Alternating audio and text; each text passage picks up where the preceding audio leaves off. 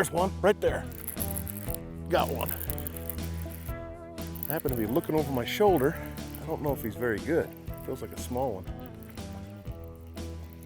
Did I lose him? Oh, look at this. A Foo Hollow Lake bluegill, little perch. Look at that. On a Rico. I was like, what hit my bait while I was looking at the big fish jumping? Get off there.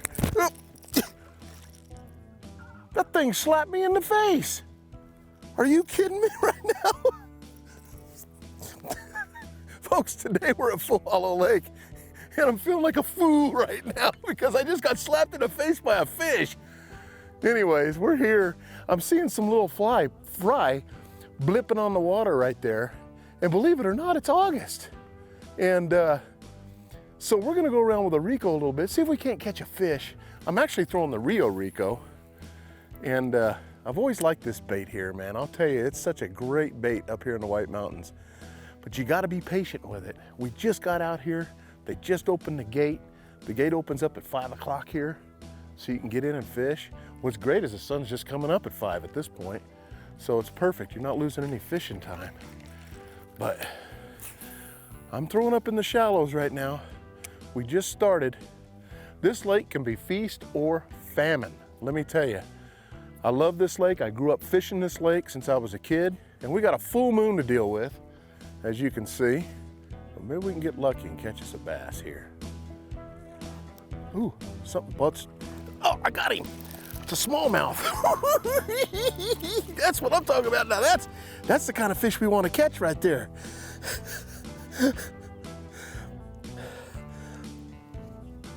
Come on. That Rico fish, I don't know how well I got him hooked. Come on. This lake has got some beautiful smallmouth in it. If you can just get one hooked. Look at that fish. That's a beautiful fish, folks. Right there, that's a beautiful smallmouth. Look at that. First thing in the morning. All right. Ooh, I don't want to get those hooks in me. Come here. Oh, look how fat that fish is, folks. Look how fat that fish is. Look at that. Little Rico bass. Come on. He's crushed it. Look how fat that fish is. Healthy, beautiful looking smallmouth. Look at that. Oh my gosh. They look like footballs here, folks. That is a beautiful bass. That's what I love about Foo Hollow Lake right there. I'll tell you what. I'm throwing today that lightning shad Rico, and it's the Rico. It's the little one, a little bit bigger, so I get a little bit longer cast. If I was throwing a smaller one, I might throw it on a spinning outfit. But man, I love this bigger one, and I feel it tracks some of the bigger fish sometimes. Just a bigger morsel there for them.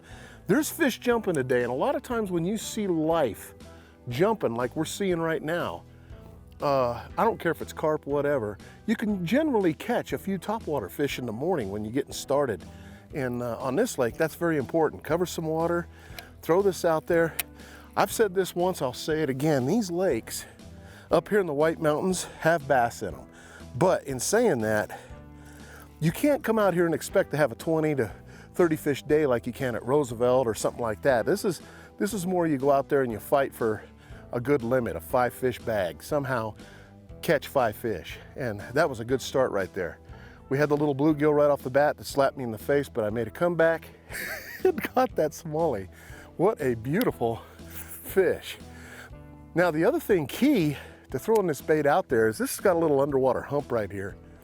But one thing I love about this bait is you don't have to work it back real fast here. We don't have shad.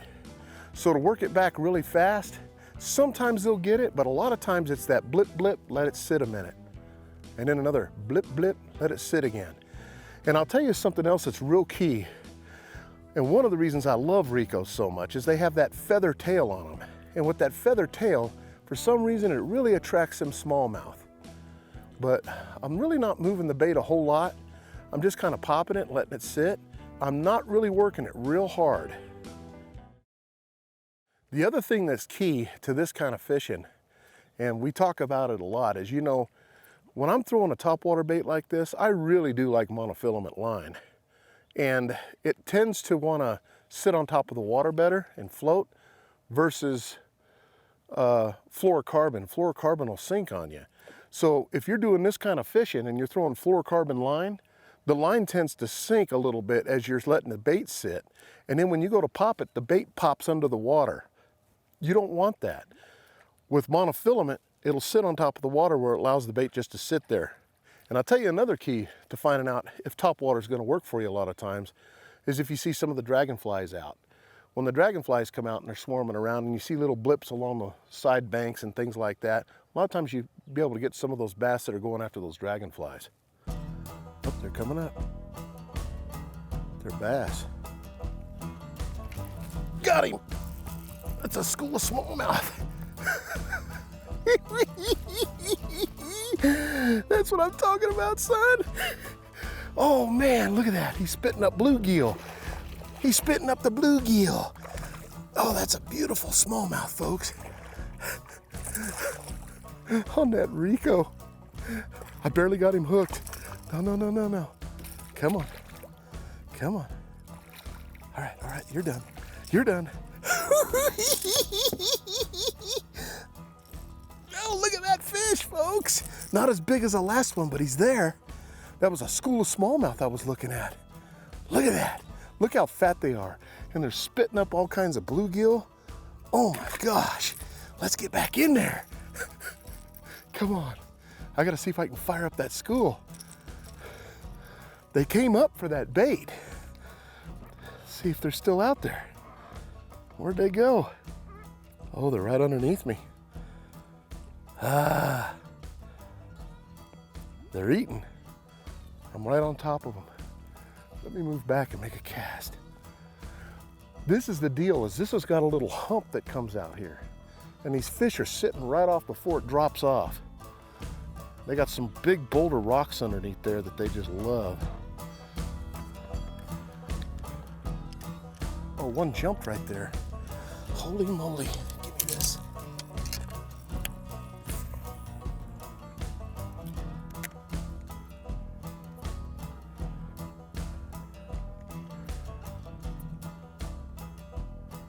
Here they come. Come on.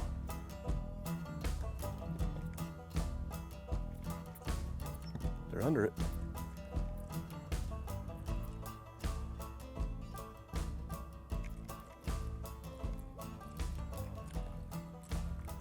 Got it. I got him. I had to keep her coming. Another beautiful smallmouth bass right here. Oh my goodness, come on. Come on, baby. All right, we got you. I got you. Boy, you gotta lip them real quick and hard on that. That's fish number 3 on this. That's awesome. You know, when I noticed the whole school was there, and I'm talking like 15 bass in that little area, it gets a little tougher. You gotta change the cadence a little bit. I threw a jerkbait out there and I couldn't quite get them to bite. But man,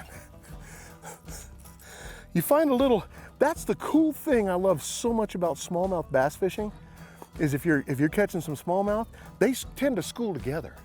And when they do that, man, you got a good chance of catching some fish. Throw out there again, throw out there again, throw out, you know, make long casts. Don't put your boat right in on it. We tend to drift a little bit. I'm gonna go back and turn around, let them rest a minute and try to hit another one. Well, we caught 3 off this little spot right here, and there's more down there, but you know, I've tried a few things, they're on to us, and it's shallow water, so the boat drifting over a little bit, things like that. So one of the best things you can do sometimes is just let them rest and come back later. We still got a lot of lake to cover here, so morning's getting on us, so I'm just gonna go ahead and head down the bank, and we'll come back later and see if these fish are willing to bite something.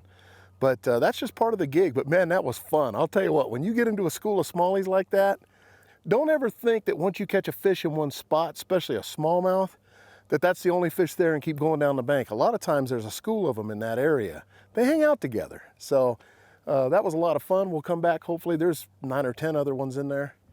But we'll, I think they're just swimming around and they're eating those fry bluegill and all that stuff. And I just happened to see one bloop on top, and that was the key for me to be able to come in here and catch that fish. I would have never known they were there.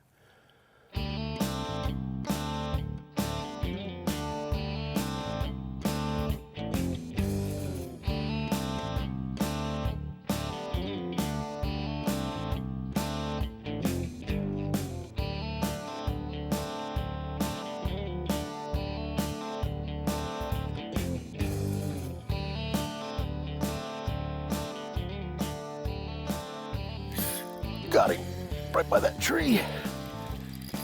Oh, he's running now. He just realized he's hooked.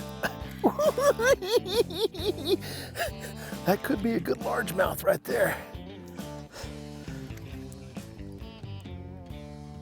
Oh yeah, look at the size of that largemouth. That's what I'm talking about, little Fool's Hollow Lake bass. Look at that. Look at that fish, son. Oh, he swallowed it. Ah, you ate that bait, didn't you, buddy? Look at that. That fish literally, my bait's coming out of his gills. Ah, he ate it. Look at that. Look at the chunk bass. I am telling you right now, that is a good Fool Hollow Lake bass. That is the kind we used to catch when I was a kid here on a regular basis, right there. Let me get my little tool out, see if I can get him out of here. Got it. I love that tool, man. You can pick that up at Bass Pro Shops. It gets them. Now, let me tell you, look at that though. Just a gorgeous bass right off this tree. Those are the kind of fish, quality football fish that you can catch right here at Fool's Hollow Lake. But not a lot of them, but they're there. All right, baby, come on. You know, I have to tell you, two of my favorite baits, I would say that my go-to, I have some go-to baits here at Fool's Hollow. I don't have any secrets anymore, even from my own little bass club. They all got me, you know, they know what I'm doing. But is number one, just a weedless Senko 4-inch watermelon black pepper Senko. I'm throwing that on a 10-pound test leader with a 20-pound test fluorocarbon, 10-pound fluorocarbon line. I'm all excited. I'm throwing it on a 20-pound braid, and then I'm using a 2, or you can use a 3/0 hook, depending on how fast you want the bait to fall. I'm going real slow, so it's a 2/0 right now. I want to make that thing look as straight as all get out. That's the setup. And then my other go-to, when I'm not around all this cover and I'm fishing some of this chunky rock out here, is the wacky Senko. This is the 5-inch crawdad color. I love this right here. Same 10-pound test fluorocarbon leader, 20-pound test braid. I'm using a 1/0 owner wacky style hook, and that's how I'm rigging it. I got the little O-ring on that, and that's that 330 color made by Yamamoto Baits there. But that or the 301, I believe it is, got a little purple in it too. No copper flake. I like the copper flake up here. But these two go-to baits is what a lot of times I'll go to when it's slowing down to try to catch a few fish, and just slow down and go down the bank and catch them. You know, we caught some smallmouth. I went back there, tried to do a little frogging in the weeds, but it's not happening. We got the full moon, so with dealing with that, I'm gonna slow down a little bit. Haven't gone back to our smallmouth spot yet, but right now I'm just trying to work in some different things here, seeing if I can catch a fish. That one came off that log. Oh, that was fun. That was a good fish. You know, we've caught 4 quality fish today here out of Fool's Hollow Lake. You can't use a big motor here. You can drop your bass boat and just use your trolling motor. You can't use the big motor. It's 10 horse only here. But it's a beautiful place. And Sholo, I mean, you just can't beat it during the mid part of the heat of the summer. We get up to 85 degrees up here, 90 degrees, and it's way hot for us. So it's just gorgeous up here right now. Got him. That's a good one. Oh, there's a bunch of them following it too. Look at the size of that bass. Oh my goodness. Big one following it. Those Senko bass. Tossed it right out there by that rock, got that fish. And there was a bigger one going after him.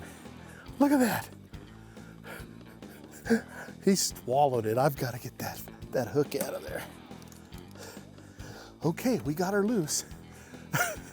That's the smallest one we've caught all day. But they're here. We're coming along the dam area now.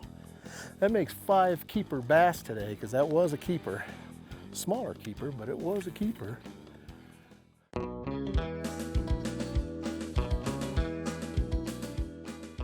Hey folks, for my tip of the week, the one thing I like to do, I'm fishing this point out here at Full Hollow. It's only 10 foot of water. But a lot of times when you're fishing these points out here, you want the bait to get down there quicker. And this is where I like to throw that wacky Senko, out here in the open like this. But what I'll do is I'll grab this is a lead 3/32 ounce, but I'm not gonna put that whole thing in there. What I like to do is, some guys will put their nail head right in the head of the bait like that. The problem is the bait falls down straight down, like head first. So in saying that, I don't like that. I want both sides to look just like that when it's falling down. I'll put just a tiny bit of this in there, right under the hook, where the hook's at, where the rubber band's at, and then just a little bit of weight. Then what I'll do is just cut it off, just like that. And what this allows it to do is I have just a little bit of weight in there, so it falls a little faster in that 10 foot of water, where I can really get down there on those fish quick. And the bait actually falls really nice. When it actually hits the water, it falls the way it's supposed to, which is just like a stick. And both the ends are doing this on the way down. So the middle of the bait is gonna have the weight instead of each end or one of the ends. And it actually works really good, especially when you're bluff fishing as well. If you wanna put a little weight in this when you're bluff fishing, this is awesome. You just throw it up against the wall and let it flutter down just as it is. And I'll tell you what, it'll create a lot more strikes. Got him. I got him. I got that one. Oh, he came loose. I'll tell you. Ah, it happens. It happens. I saw my line just start taking off, and I'm like, I gotta set the hook. I'm in the trees, in case that was a big one. And he foul hooked me and I didn't get him. That's a decent little fish. He was up there shallow.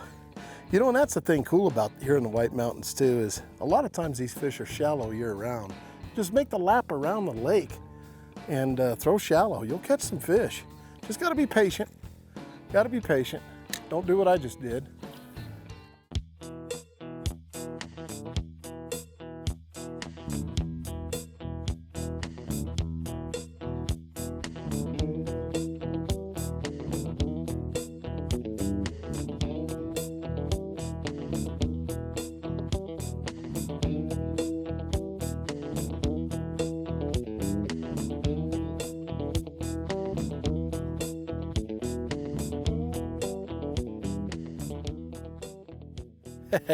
Well, I just broke off. I'll tell you what, recapping the day, what a beautiful day we had this morning here at Fool's Hollow Lake. I love this lake here in Shoalo, Arizona.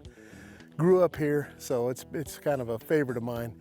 But we caught some on Ricos. You know, that lightning shad Rico was great for those smallmouth early this morning. And then we went toward the back of the lake, tried the frog bite. It wasn't happening. Pulled out the Senkos. That 4-inch Senko was the ticket for a few more fish. Lost one. Had a couple come off, but man, I'll tell you, we managed to get 5 fish today, and had 6 and 7 on, but just didn't work out. But I'll tell you what, we've definitely ran the gamut today on the lake, and I've had a blast. And that's about what you can expect when you come up here to come fishing. But the quality is awesome. I love the quality of fish here, and it's a lot of fun, and it's a lot cooler.